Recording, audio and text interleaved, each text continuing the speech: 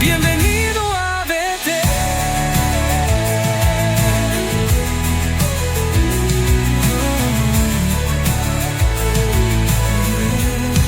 Bienvenido a Betel. Eres amado, no estás solo, hay un lugar para ti. Dios te llama, ven aquí. A la voz de tres, vamos a repetir todos este versículo en coro. 2, 3, palabra de Dios. Acerquémonos, pues, confiadamente al trono de la gracia para alcanzar misericordia y hallar gracia para el oportuno socorro. Vamos a orar. Señor, en esta mañana venimos en tu nombre, confiadamente, para decirte lo que nosotros sentimos, pero que también nosotros queremos escuchar tu voz en esta mañana. Acerca de este texto, queremos mirarte a ti y entender tu voz, de tal manera que esa voz nos haga vivir en tu gracia, en el control, en el camino de la fe que nos has demostrado, que nos has mostrado en Cristo Jesús. Que tu Espíritu Santo nos ayude para glorificar tu nombre en nuestra vida a través de este texto, de esta palabra, en el nombre de Jesús. Amén. Amén. Dice la primera situación acá. ¿En qué contexto está este versículo? Pues por supuesto ha venido hablando de el trabajo del sumo sacerdote, el trabajo de llegar a la presencia de Dios de una manera que nos granjemos el derecho de poder estar en la presencia de Dios. Pero nosotros tenemos la etapa de los sacerdotes en el Antiguo Testamento. El sacerdote, la función del sacerdote era coger las ofrendas que traían la gente, las ofrendas vivas como animales con vida, pero también como harinas, como fruto de la tierra, y se entregaba al sacerdote para que el sacerdote pudiera coger y sacrificar. Si era un animal, podía sacrificar, quemarlo y entregar como ese olor, como un incienso, como olor grato. ¿Para qué? Para expiar el pecado de la gente que traía ese animal. Así que yo podía traer un corderito, el mejor, sano, el más hermoso, y podía decir al sacerdote: aquí traigo esta ofrenda. Usted sacrifíquele este cordero para que me perdone Dios mis pecados que he cometido. Así que el sacerdote cogía esa ofrenda, lo sacrificaba para perdón de pecados. Y ese era el trabajo, por eso había multitud de sacerdotes y de personas entregando ese sacrificio. Era un tremendo trabajo. Pero ahora, en el Nuevo Testamento, cuando Jesús viene para entregarse como el sacrificio, como el cordero inmolado para perdón de pecados de todos, de la humanidad, viene y cambia esta estructura. Y ya no hay más sacrificio de animales. Ya no hay más ofrendas que compren mi limpieza de pecados. Ya no hay ese elemento. Es que Jesús, como el Cordero inmolado, viene y se entrega en sacrificio vivo ante Dios su Padre. Y yo, que no traje ese Cordero, sino que entiendo y veo su sacrificio y su muerte y creo en su palabra, entonces ese Cordero inmolado, muerto, santo que era Jesús, viene a ser mi ofrenda, viene a ser el pago de mi culpa. Y Dios el Padre acepta ese sacrificio perfecto de Jesús, y yo, por creer en Jesús, soy parte y beneficiado de ese sacrificio, de ese Cordero. Así que Jesús se transforma entonces en mi perdonador, en mi salvador, en que yo, creyendo que Jesús fue el sacrificio que me limpió de todo pecado, y entregando mi vida a Él y entregando todo mi futuro en las manos de Él, yo soy beneficiado de la obra de Jesús. Eso se llama la expiación de pecados. Eso se llama la salvación y la limpieza. Porque en el Antiguo Testamento, en el período del sacrificio, había dos formas de entender el entrar en la comunión con ese Dios. Por eso el templo, cuando Jesús muere, se divide el templo en ese entonces en dos áreas importantes: el lugar santo y el lugar santísimo. El templo estaba dividido por una cortina en la mitad. Todo mundo podía llegar al lugar santo, o sea, a la primera parte, pero no podía llegar al lugar santísimo, porque los pecados de la humanidad, de cada ser humano, no permitía entrar en la presencia de Dios de una manera directa. Había que utilizar siempre al sacerdote y había que ocupar siempre este sacrificio entregado al sumo sacerdote, para que el sumo sacerdote, una vez al año, y purificándose una semana, purificándose él mismo, podía entrar una vez al año a ese lugar santísimo, donde se decía que estaba la presencia misma de Dios. Entonces, ¿qué es lo que estaba ahí en ese lugar santo, en el lugar santísimo? Estaba ahí parte de las tablas de la ley, estaban los escritos, estaba la Torá, estaba la palabra de Dios. Se simbolizaba mismo ese lugar con la presencia del Dios soberano y altísimo. Así que nadie más podía pasar de esa cortina.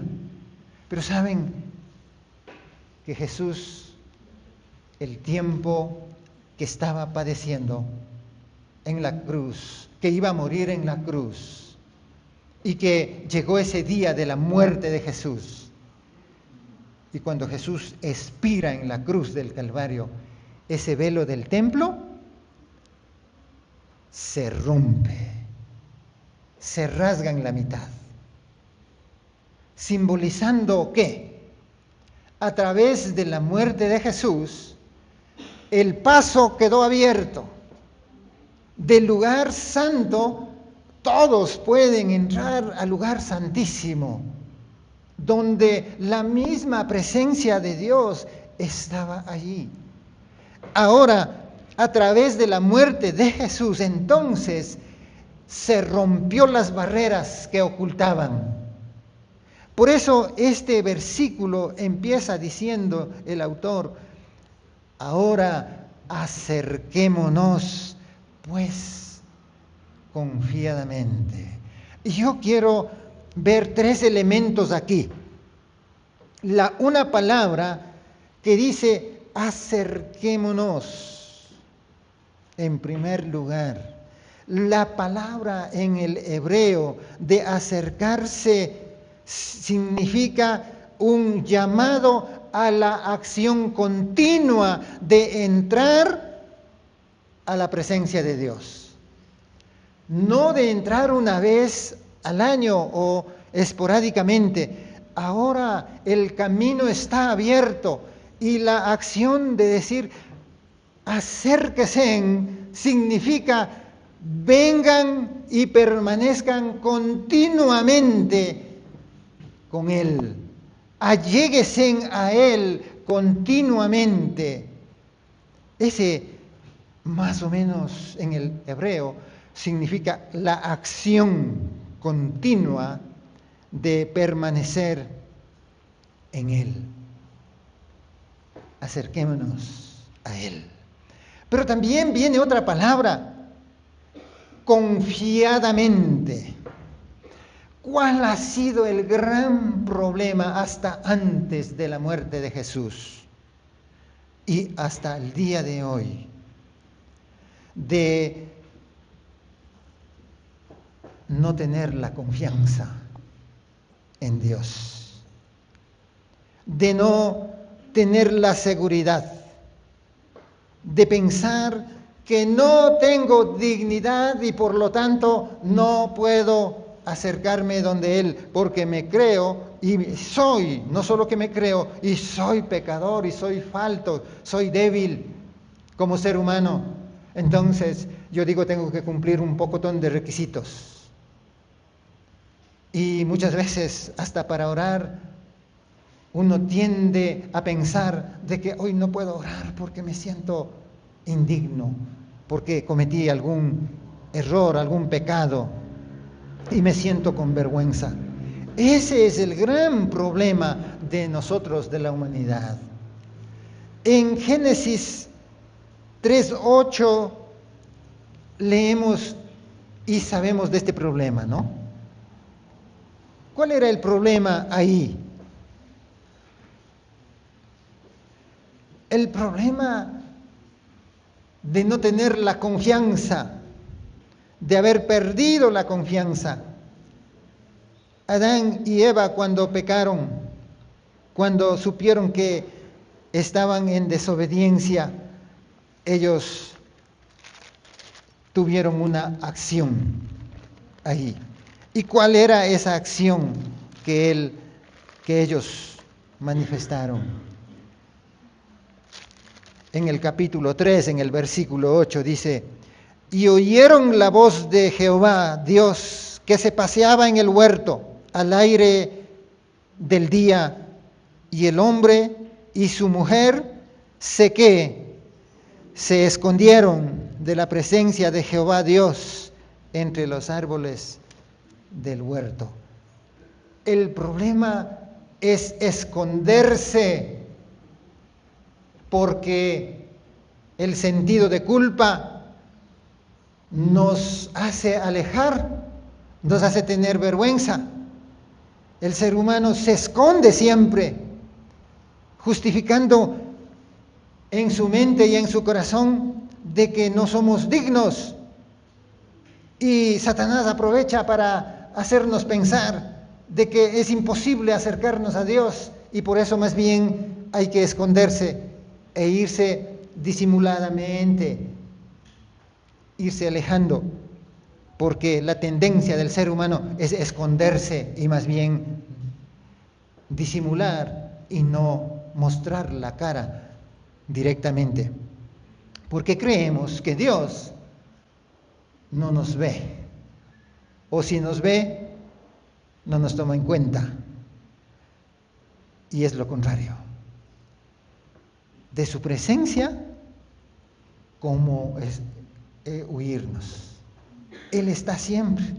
Más bien la invitación entonces de la primera frase, más bien acerquémonos, porque no nos queda de otra tampoco, porque no hay donde más escondernos. Mejor acerquémonos, mejor digámosle. ¿Y cómo tenemos que acercarnos? Dice aquí, confiadamente. La palabra confianza aquí en el hebreo significa franqueza sin miedo y con total libertad. Acerquémonos sin miedo y con total libertad. ¿Saben cuándo viene la libertad entonces? Hagamos la comparación. Antes estábamos, dice, muertos en delitos y pecados. Y teníamos culpa, ¿no es cierto? Estábamos deudores, diríamos. Éramos reos de muerte. Pero desde que Dios nos dice que nos perdonó y nos hizo sus hijos, entonces con la confianza de hijo yo puedo ingresar donde mi Padre y puedo decirlo con toda confianza, con libertad. La persona libre la persona que tiene libertad viene, habla con él con franqueza, sin miedo, con total libertad, no por sus méritos, no por sus virtudes, sino porque el que le llamó se constituyó en padre, se constituyó en amigo, se constituyó en pastor, se constituyó en mamá, se constituyó en el mejor ser de confianza que puede existir en la vida entera.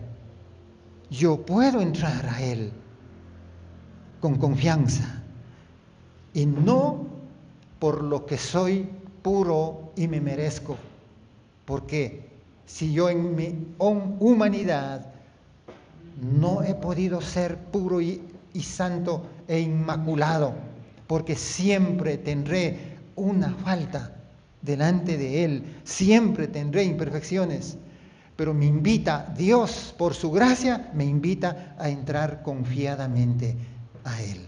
Esa es la gran diferencia. Pero también tenemos otra palabra que es importante analizar. Dice, confiadamente, que entremos confiadamente, ¿pero a qué? ¿A dónde? Al trono de la gracia. Cuando aquí otra vez en el hebreo se habla del trono, está refiriéndose al trono del Dios como Rey y Señor, como autoridad y majestad, como el soberano, el trono de Dios. El trono simboliza autoridad, gobierno, majestad. Yo vengo al trono de gracia no como teniéndole de menos, sino que entro por invitación de ese mismo Rey poderoso, santo y justo. Tengo cabida y llegada donde Él, aunque no me merezca. Esa es la gracia. Pero yo por la gracia no es que disminuyo en nada el poderío y el señorío de Dios. Si Él me regala esa facultad y ese don, esa misericordia para estar delante de Él, no quiere decir que yo me voy a faltarle el respeto a ese Dios. El gran problema del cristiano es el irnos de un extremo a otro extremo. De creer en un Dios de gracia, un Dios que es tan misericordioso y tan bueno, que me dio todo por su sacrificio, y creyendo que Él me da todo, creerme que yo ya soy absolutamente libre de todo. Saben, amados hermanos, que la gracia de Dios nos lleva a vivir santamente, en reverencia, en sujeción, en agradecimiento por lo que Él ha hecho conmigo y con usted. Esto es importante para nosotros, la iglesia, para los cristianos. Es vivir agradecidos por el regalo maravilloso de Dios, pero eso no significa que yo llego a un personaje débil, solamente lleno de compasión, pero que no me demanda nada. Y no es así. La gracia de Dios me lleva a vivir en gratitud y me impulsa a vivir en santidad delante de Dios.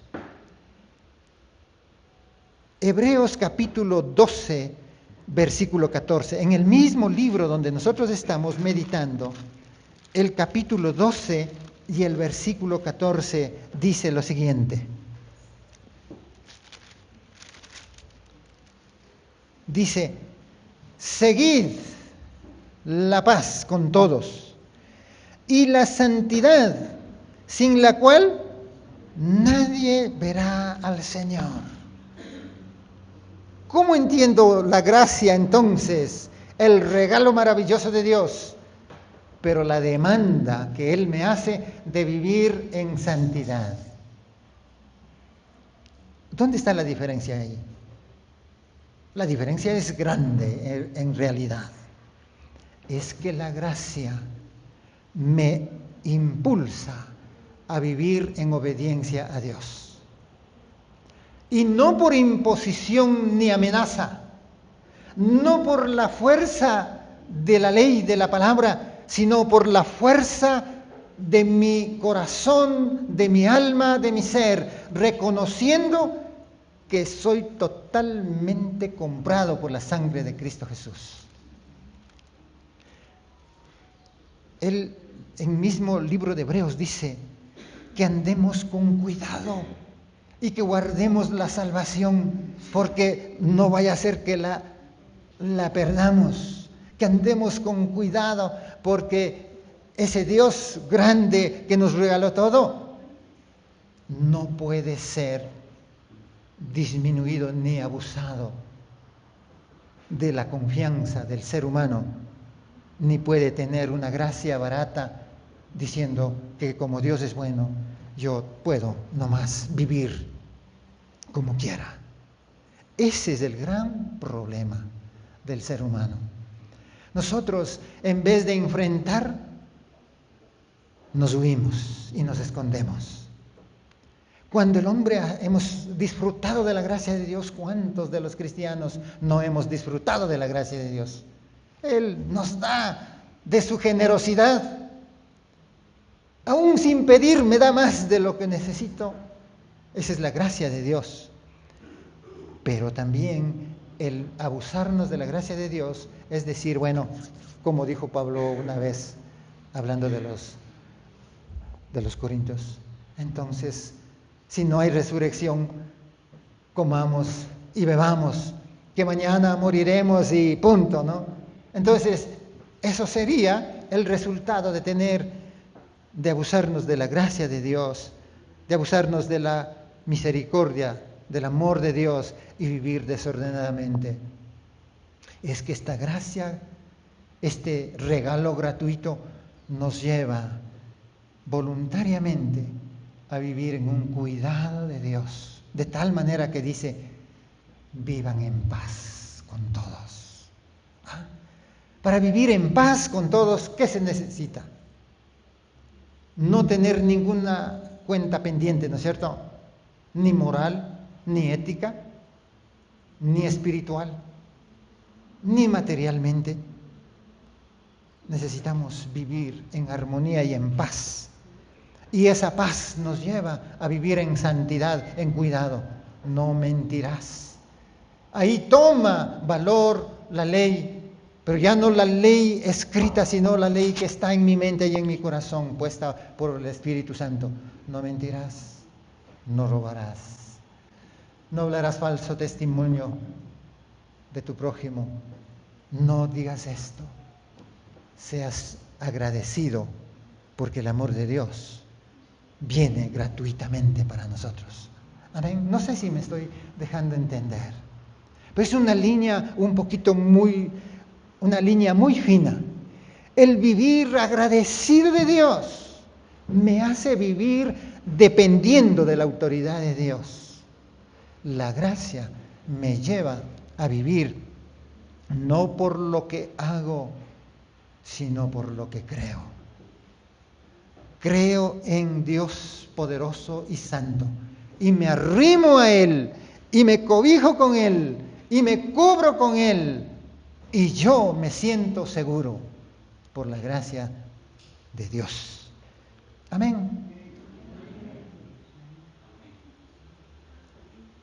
Pero ¿qué pasa cuando nosotros, los cristianos, después de haber conocido al Señor, de pronto, ¡pam!, nos hemos deslizado? Hemos cometido un pecado agresivo y que de pronto no podemos seguir, no podemos librarnos, sino que nos molesta y nos molesta y nos sigue tentando y nos sigue esclavizando. ¿Qué hacer en esta situación? La palabra de Dios dice claramente: confesaos vuestros pecados. Y la clave, yo no te perdono, yo no te tomo en cuenta, yo también te perdono. Vete y no vuelvas a ser igual.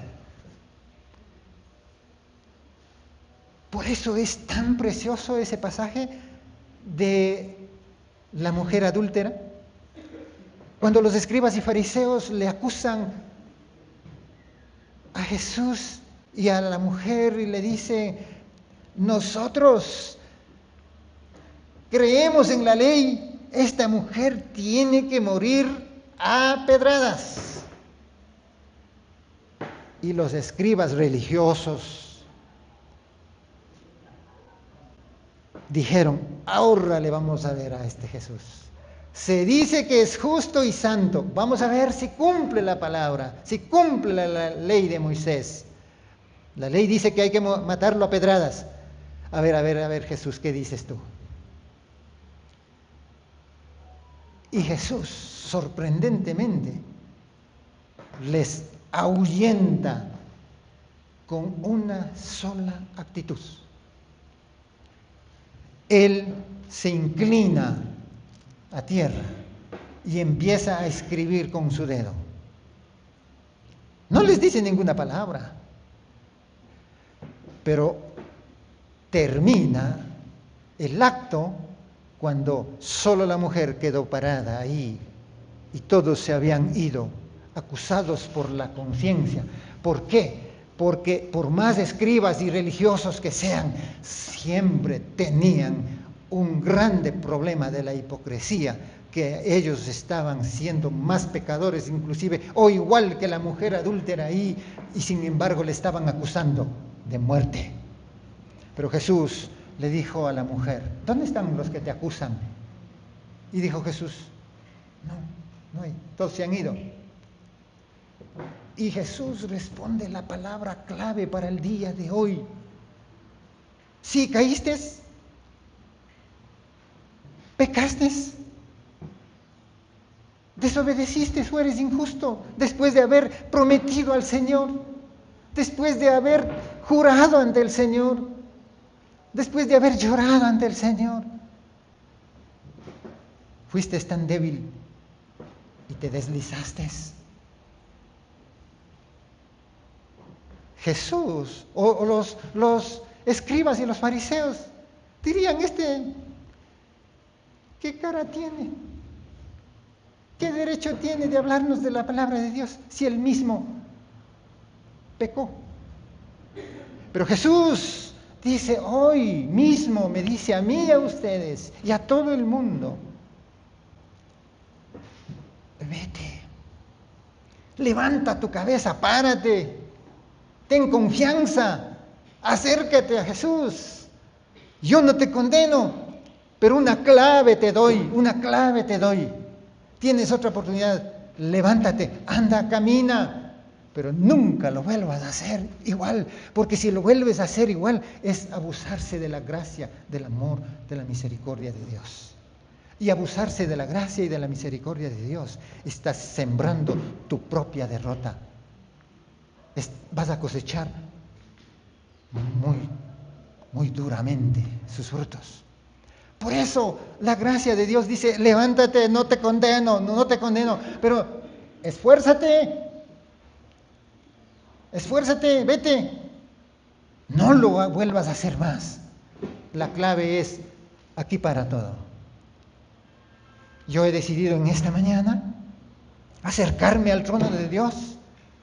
Yo he decidido en esta mañana cobijarme ante tu presencia, llegar confiadamente porque yo sé que tú no me vas a quitar el derecho de la vida eterna, no me vas a dejar morir en la crisis y en el pecado y en la maldad, me vas a levantar siempre, pero ayúdame, ahora decido no hacer más lo mismo y lo mismo.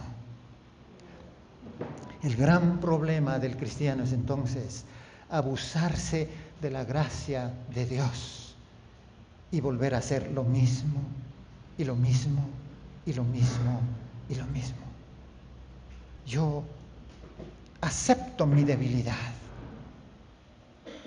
que lo que hoy fallé, mañana no lo voy a hacer con la misma intencionalidad ni nada, porque yo ahora decidí seguirte a ti, cobijarme ante tu gracia que me lleva hacia el perdón, hacia la restauración.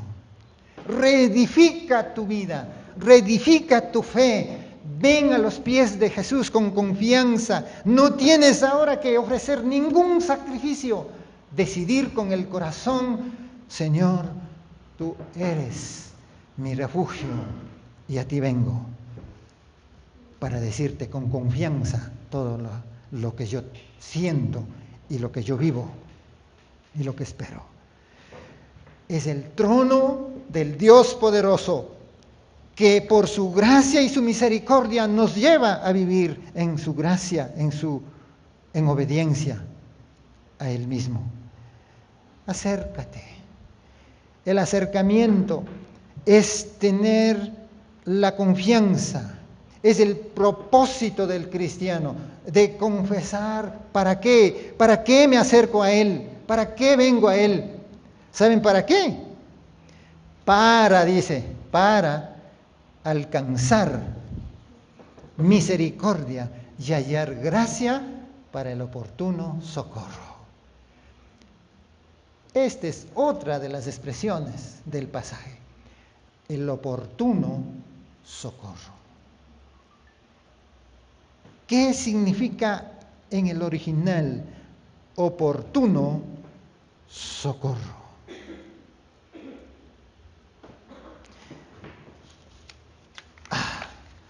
Dios no viene ni adelante ni atrás.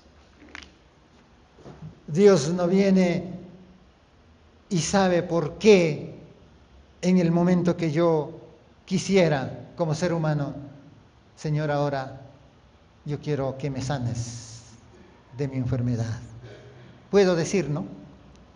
Señor, yo quiero que ahora mismo vengas y me restaures. Levantes a mi hijo o a mi hija, o me quites este pensamiento difícil que no puedo dejar. Señor, en tu nombre quiero dejar algún problema, algún pecado que yo cargo, pero no puedo dejar. Yo quisiera ahí, que así venga, así de inmediato venga la respuesta de Dios. Pero de pronto la respuesta no llega así. No llega así. Llega en el momento oportuno. Ni adelante ni atrás, ni atrasado. El momento que Dios en su sabiduría sabe que es el momento preciso.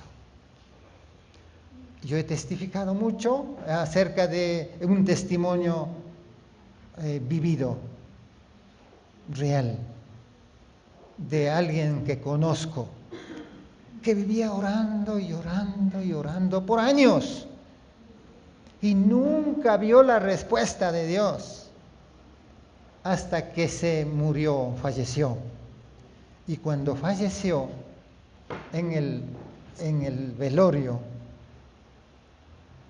en su muerte, llega la respuesta de esta mamá. En el velorio llega la respuesta.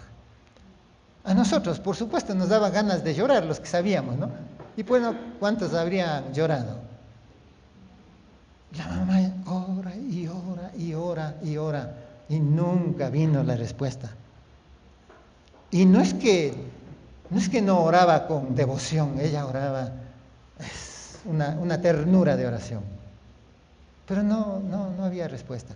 En el día de su muerte, viene el hijo y se arrodilla y se entrega a Cristo y se entrega con tanto amor que dice, yo voy a servirte, Señor, y entrega bienes de su propiedad para que la iglesia pueda tener sus sitios donde levantar templos. ¿Y saben de quién estoy hablando? Estoy hablando del nombre de una escuelita allá en Cangagua que se llama Francisco Llegaje. Ese nombre de él le pusieron esa escuela. Y estoy hablando de algo vivido, real. Cómo Dios trabaja. Pero muchas veces también en nosotros ahora queremos así. Pero es como Dios quiere en realidad. Muchas veces el Señor no llega con su respuesta inmediata. ¿Saben por qué? Porque yo mismo soy duro de corazón. Y el Señor sabe que si me responde rapidito, yo voy a hacer fiesta con eso y ya. Pero Dios quiere restaurarme en mi carácter, en mi forma de ser, en mi transformación, en mi vida. Por eso no nos responde, porque el Dios sabe el momento oportuno. Amén. El momento que nosotros sabemos esto, el momento que la gracia de Dios que nos regala, ¿cuál es el desafío en esta mañana en su vida? ¿Cuál es su reacción para su vida espiritual y material, por supuesto? ¿Cuál sería su actitud? Hay algunos de nosotros que todavía pensamos a medias. Pensamos que nuestro sacrificio es la que va a granjearse la gracia de Dios. Y no es así.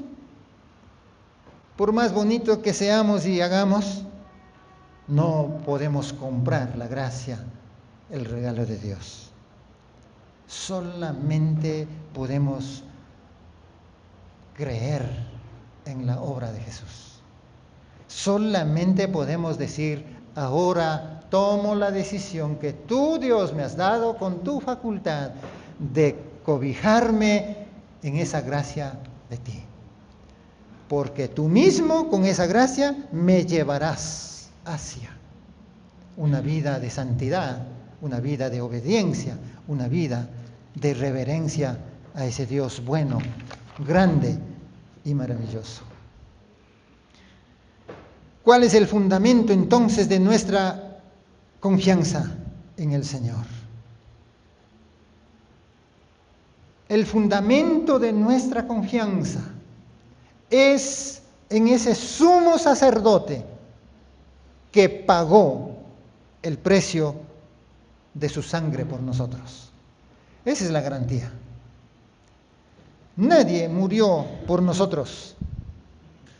Nadie se sacrificó tanto hasta la muerte por nuestra vida.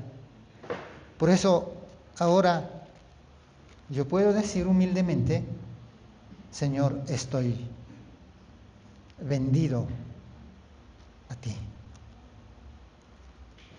Eres tú el 100%, el Dios que merece mi confianza. El Dios que merece a diario mi esfuerzo por ser leal a ti. Nada más. Porque esa lealtad me llevará a ser un gran hijo de Dios. Pero, amados hermanos, este oportuno socorro, esta gracia que Dios nos da, este regalo de Dios, es importante para nosotros creer ahora. Es el oportuno, es el momento preciso que Dios me está edificando para ser un buen siervo de Dios, para ser una buena sierva de Dios, para ser el cristiano fiel y real, para ser el hombre y la mujer sincera, limpia, de concepto, de mente y de corazón, para venir a Él y someterme a Él. Es una actitud apropiada, libre. Es mi voluntad en Él, de yo someterme ante su presencia. Por eso el salmista dice que mi alma, que mi ser está escondida en ti, porque tú eres el que me llevas a glorificar el nombre de Dios a través de mi propia conducta. Este llamado de Dios tenemos que nosotros agarrarlo en esta mañana, coger para nosotros. Él viene con su gracia, pero ¿la quieres coger? ¿Qué haremos en esta semana que viene entonces con esa gracia de Dios para nosotros? ¿Qué haremos con esa confianza que el Señor nos da? ¿Cómo haremos de nuestro carácter y de nuestra vida en la presencia de Él? ¿Nos deslizaremos un poco hacia la gracia y nos abusaremos de la gracia para ofenderle a Dios? No. Nos cogeremos de la gracia de Dios para vivir en gratitud a Él, para vivir en obediencia, en gratitud a Él y decir gracias porque nos diste a nosotros la oportunidad de ser declarados santos, justos y perfectos. Él descendió a los abismos, Él muere para que yo viva, Él muere para que usted viva. Esa gracia de Dios regalándonos a nosotros una esperanza viva, esa es la esperanza del reino de los cielos. Amados hermanos, yo sí quiero recordarle, porque el mensaje de Dios es así, completo, ¿no es cierto? Él va a venir pronto, Él va a venir pronto. El día, ¿qué? El sábado, amanecimos con la noticia, ¿no? Que Israel y Estados Unidos atacaron a Irán. Porque una de las naciones que quiere exterminar a Israel es Irán. Irán tiene jurado entre ellos y ante las naciones, que Israel será raído de la historia, que ni siquiera nombren. Pero no, Dios está por su pueblo, Dios está por Israel, Dios está para cumplir su promesa. Él vendrá por segunda ocasión, Él viene ya, cada vez más cerca está. Y decíamos que Jesús viene para posesionarse en la nueva Sión, en la nueva Jerusalén. Él viene por segunda vez. Estamos en el caminar. No desmayemos en la gracia de Dios. No desmayemos en el ser cristianos genuinos, cristianos auténticos. No tener nada pendiente, no tener nada escondido, sino decir: Señor Jesús, aquí estoy. Yo sé que por tu gracia me haces salvo, pero permíteme en gratitud a ti, en reconocimiento de ese regalo infinito, vivir en obediencia y en sujeción, aunque me cueste críticas muchas veces o algún dolor. Amén. Yo quiero terminar diciendo, hermanos amados, hagamos una oración de compromiso. hagamos una oración de compromiso de aquí en adelante, de vivir con el cuidado de Él, vivir en su gracia, en su regalo, creyendo que no vamos a perder una salvación gratuita, pero que también nosotros estamos invitados por el Espíritu Santo de Dios para que nosotros pongamos de nuestra parte para vivir en obediencia, en sujeción a Él. ¿Qué oración personal hacemos en esta mañana? Reconociendo el amor infinito de Dios que le ofrece al Señor en su vida. ¿Qué ofrece en agradecimiento? Dejar de alguna cosa que le esté molestando en su vida y en su conciencia. ¿Qué no ha podido dejar ya mucho tiempo? ¿Qué está prevaleciendo? Si hay algo que está usted luchando, venga en esta mañana para decirle al Señor en una oración: Señor, yo ahora reconozco que soy frágil, pero hoy decido caminar de aquí en adelante dejando todo en tus manos, dejando todo, para recibir el oportuno socorro de Él. Para ti, no llegas por suerte, Dios pensó en ti. Tu historia es parte de algo mayor y la estás escribiendo aquí en Betel. Aunque el mundo te hizo dudar, aquí puedes volver a empezar. Bienvenido a Betel, eres amado, no estás solo, hay un lugar para ti. Dios te llama, ven aquí. En Betel se vive con fe, eres parte del plan del Rey. Aquí celebramos que llegaste, tu vida es un milagro andante. No más temor, hay libertad. En Betel puedes volver a ser. Bienvenido a Betel, eres amado, no estás solo, hay un lugar para ti. Dios te llama, ven aquí. En Betel se vive con fe, eres parte del plan del Rey.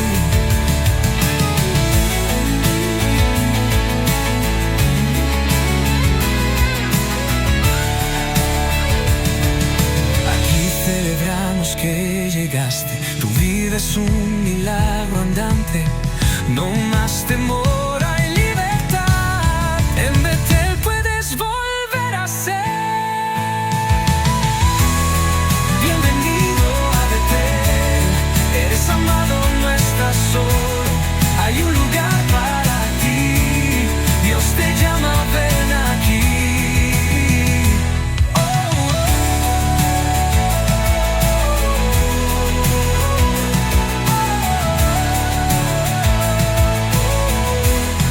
Bienvenido a Betel.